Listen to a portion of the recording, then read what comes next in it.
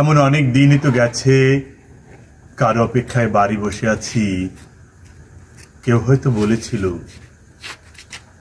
অপেক্ষা করো, ভোরবেলায় তোমাকে তুলে দেব।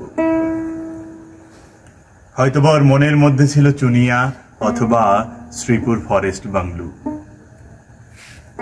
আমি অপেক্ষায় থেকেছি। যুদ্ধের অনেক আগে একবার আমার প্রিয় বন্ধু অলোক মিত্র ঠাট্টা করে বলেছিল, জীবনে তো কিছুই দেখলি না নবজপিঠ পানশালা ছাড়া, চল তোকে দিনাজপুর নিয়ে যাব।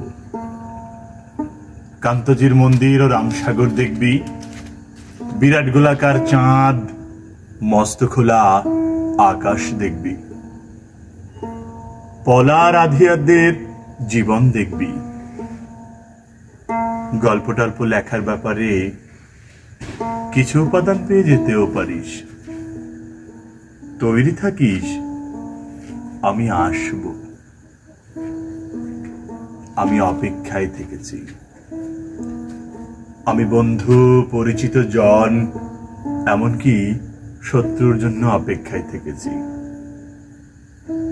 বন্ধুর মুখের হাসি আর শত্রুর সুরের জন্য আমি অপেক্ষায় থেকেছি।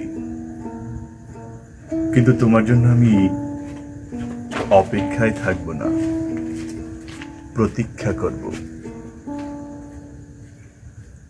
প্রতীক্ষা শব্দটি আমি শুধু তোমারই জন্যে খুব যতনে বুকের তরঙ্গে তুলে রাখলাম।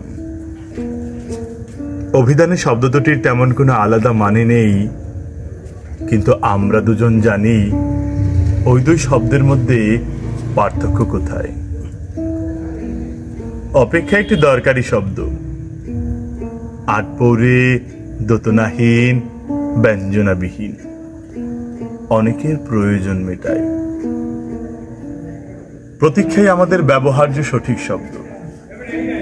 অনুমান অপর শব্দটি আমাদের ব্যবহারের অযোগ্য। আমরা কি একে অন্যের জন্য প্রতীক্ষা করব না? আমি তোমার জন্য পথপ্রান্তে অশ্বত্থের মতো দাঁড়িয়ে থাকব। ওই বৃক্ষ অনন্তকাল ধরে যোগ্য প্রতীকের মধ্যে প্রতীক্ষমান।